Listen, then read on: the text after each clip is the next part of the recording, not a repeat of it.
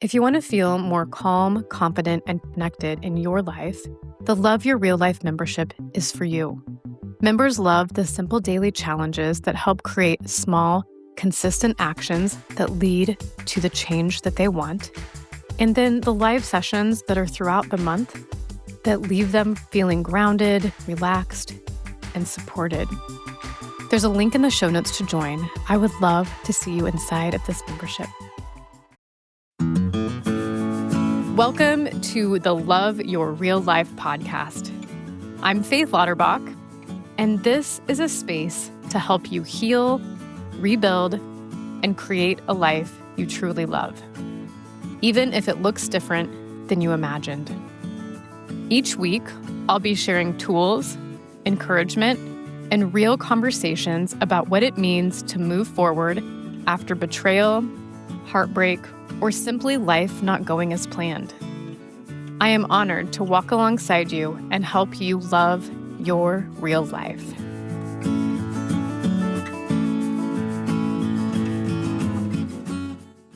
Well, hello, and welcome back to the show. Today is Season 2, Episode 15, Why Most Routines Don't Stick and How to Change That. All right, well, I am recording this in the middle of January of 2026, and I feel like that's the perfect time to talk about this because if you're a person who sets goals and routines and New Year's resolutions, this is a common time for many of those to start falling off and for people to feel like they're failing. So, if you've ever tried to start a new routine and felt excited at first, only to drop it a few weeks later, and then feeling like you failed, then this episode is for you. Because I have some great news. You have not failed at this routine. You have just struggled to start in the right place. Here's what I mean. We often start with what we think we should do when it comes to routines, habits, goals, New Year's resolutions, any of those. Instead, we need to start with how we want to feel and then create intentional actions to support that. So today I want to walk you through this gentler and more sustainable way to create any new routine or goal that you want to start and have it work with your real life. All right, so first I want to talk about why most routines don't stick. It's really quite simple. Most routines don't stick because they are built on a foundation of shoulds. We think, I should wake up earlier. I should work out every day. I should be more consistent. I should eat healthier, and so on and so on and so on. And it might feel right. Like you might think, I should do these things. But I want to tell you, shoulds are guilt and shame. And when routines or anything that we're wanting to do is built on a foundation like that, guilt and shame, then those are not strong foundations. And those foundations, just like if you had a house on a weak foundation, it would crack, it would crumble, it would not be level and not work right. So when routines are built on shoulds, eventually the routine falls apart. Not because you failed, but because it was never designed to support you. When we build routines from a place that is supportive, we take into account being human, which means we know that we are going to have low energy days, busy seasons, and days that don't go as planned. This is all part of the human experience. Just like, again, having a house that is not built on a strong foundation, what happens is you're going to see cracks in the walls. You're going to see doors and windows not working right, floors uneven, walls and ceilings bowing or sagging. And in the end, it can lead to collapse. So think of that with the foundation that we want to build for a routine that's going to support us. So we want a foundation that is built correctly. And if you think of guilt and shame and shoulds as being, poor soil, inadequate draining, weak construction material, or building practices that were rushed too much to get the house done quickly. So think of that as we are moving into building that healthy and sustainable routine. So we're going to walk step by step how to do this. All right. So the first step is starting with how you want to feel. So here is where everything changes. And this step is most of the time not even thought of when starting a routine. Again, most people are starting with that should thinking. So instead of asking, what routine should I start? Ask yourself, how do I want to feel? So you might have to take a moment to really think about that. A lot of times we're not programmed to even think about, how do I want to feel? What do I want? Because there's so much noise of what should our life should look like, what should we be doing, et cetera, et cetera. So how do I want to feel? Maybe you want to write down a little bit, do a little brain dump journal that might help. Or maybe you know how you want to feel. Maybe you want to feel grounded, calm, energized, clear headed, supported, present, confident. There's all kinds of options. So think about that for a moment. How do I want to feel? This step matters because when we set up routines to help you, they support your experience of life, not just a box to check. Now, I'm not saying don't check off a box. I love a good checklist and I use checklists every day. But when we're looking at the reason for the routine, it shouldn't be to check the box off. It should be about that feeling that we want to create in our own mind, body, spirit. So once you name that feeling, then the routine has a purpose. And when we lead with purpose, everything falls into place much easier. Okay, so now that we know how we want to feel, the next thing we're going to do is to create an intentional action to help support that feeling. And we're going to start with the smallest action that can support that feeling. And so I'm going to call this the baseline.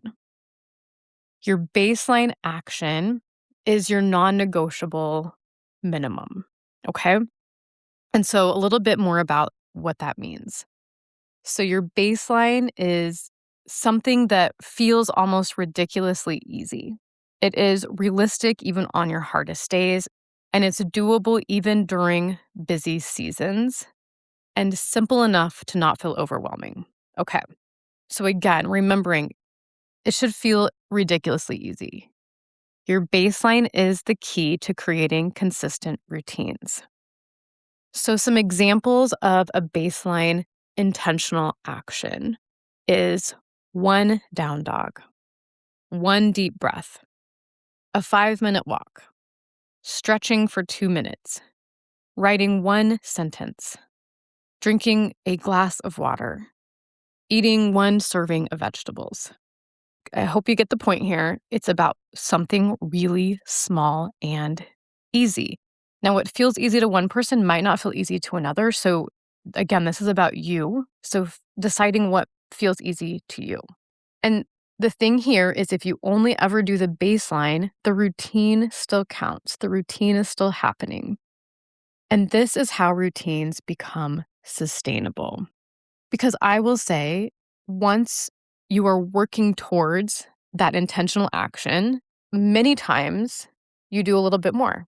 And that is the beauty of it. A body in motion stays in motion. So, whatever it is that you're doing, if it's 1 down dog a day, you might be like, I think I'm going to do 2 down dogs today. Or maybe I'm going to do a couple other yoga poses. But that 1 down dog is your baseline. So, doing that is the routine. Okay. So the next thing would be creating an ideal action, an ideal intentional action. This step is not necessary, but for some people and situations, it feels good to have this kind of definition of what the ideal intentional action would be. If this is the case, if that feels good to you, thinking about what would this routine look like on an ideal day, if everything is going just as so, this is your ideal. So, your ideal might be a full workout, a 30-minute journaling session, a week of macro balanced meals all planned out with a day to prep, a full morning routine. The key is the ideal is not the goal, it's an option. It's maybe something to work towards, but it is not the goal. And I'll say, let the routine flex with your real life. Some days you're going to meet this ideal, if you choose to create an ideal. Some days you're going to meet that, and that's great. Some days you'll meet the baseline, and that's great too. And some days you might be in the middle of the baseline and the ideal because, like I said, that forward motion often encourages more. So, this approach removes all of the things that hold us back. Things like all or nothing thinking. How many times have you been like, oh, I missed my workout, so the whole week is blown. I'm gonna have to wait till Monday to restart it. Another thing it removes is guilt and shame. And again, remember that guilt and shame are a toxic foundation for creating a life that you want. It also keeps us from this feeling of behind. You don't quit the routine, you simply adjust the intentional action. And that's what makes routines last. And I'll tell you, doing some reflection on this, like maybe every Sunday, checking in. How is this baseline feeling? How is this ideal feeling? And thinking about this baseline. If it's not happening, if you're not meeting that baseline every day, then it's probably not easy enough. And so I would say adjust it so it's even easier. Okay, maybe you felt like the baseline would be 10 minutes of some kind of workout, and you're finding that that's not happening. That doesn't mean that you're failing at your routine. It means that the baseline is not easy enough for your life on most days. And so it's adjusting that. And the beauty with this is you can build up from here if you want to. So, okay, I'm going to give you some examples of how this could work in your real life. I'm going to start with a few things from my own life, how this has worked.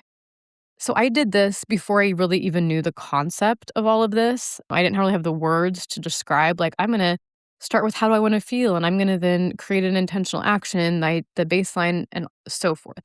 So the first time that I really know I did this was back in 2017. It was in my first marriage when I found out my then husband was having an affair, and my world turned upside down and felt like complete chaos. And I had no peace. And I knew I had to find it. I knew I had to find out how to have peace because I felt like I was going crazy. And so without really like naming it the way I'm, telling you in this step by step, I just knew that I had to find a way to have peace. So that was the feeling that I wanted, peace. And what I created was my baseline, even though I didn't know that that's what necessarily it was called then, but it was 5 minutes of meditation with an app and 5 minutes of journaling before I looked at text messages, social media, email, anything like that every morning. And it saved my life. It honestly, truly saved my life. And it is something, that I didn't have to have this ideal set out. I didn't need an ideal at that time. I just needed something easy that I could do to find a feeling that I needed. And it's something I still do today. So that's what, it's 2026 now. So that's whatever, 9 years that I've been doing this routine. And like I said, it's grown and become more than just 5 minutes of meditation and 5 minutes of journaling, but that's how it started. And that's how it was for a really long time.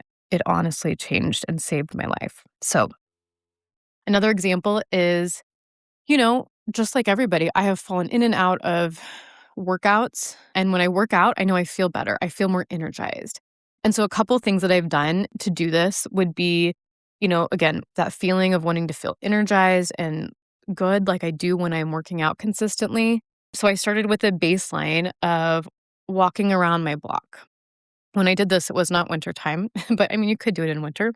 But I was just like, I'm going to walk around the block once a day. And I did it at a consistent time, like the same time every day. I would just this is my time. I'm walking around the block. And again, at that time, I didn't have an ideal because it felt too overwhelming to have an ideal. So that was just where I started. One walk around the block. Again, that routine grew and grew and grew to something more, but it started with that, and I didn't worry about what it was gonna be. I just stayed true to that one step of walking around the block.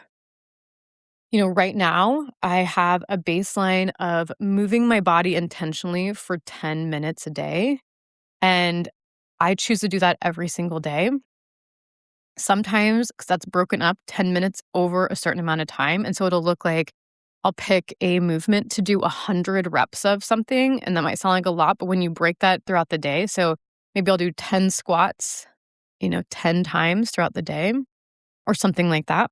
I do have an ideal of 5 workouts, one of those being a yoga class in person, and then the other 2 days doing more of that baseline 10 minutes of movement. Some other examples that may resonate with you are maybe you want to feel calm. So your baseline, again, that baseline is something that feels very easy. Let's say that baseline is one deep breath with my feet on the floor, just saying, I am here. And then the ideal of being a 10-minute walk or quiet reflection. So maybe you want to feel more positive. And so your baseline might be writing one word down every day that makes you smile. One word. Your ideal might be writing in a gratitude journal daily. Maybe you're wanting to have more flexibility. And so a consistent yoga practice would help you with that. And so that baseline is one down dog a day. And your ideal is to attend a yoga class, virtual or in person. So again, going back to, you want to start with how you want to feel. Create an intentional action that we can call a baseline that is easy, something that is easy for you to do daily. And consider, if it feels right, to have an ideal of something that the fullest expression of that action. You don't have to have a perfect routine. You just need one that is supportive and allows for life to life, because it will do it no matter if we want it to or not. There's going to be things that come up. There's going to be inconsistencies. There's going to be seasons that this ideal that you've set is not possible. And so coming back to the easiest intentional action that will lead you towards that feeling is key. So this is a routine that meets you where you are, a routine that adapts, and a routine that helps you feel the way you want to feel in your real life. So start there and let it grow with you. All right. Thank you so much for listening today. I really appreciate it and feel so honored to know that what I have to say is meaningful to you. All right. Check the show notes for any extras, any events that I have going on, and how to connect. I would love to connect more one-to-one. So reach out and let me know how you're doing. Talk to you soon.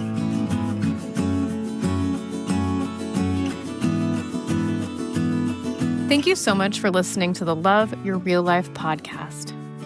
I hope that today's episode was just what you needed.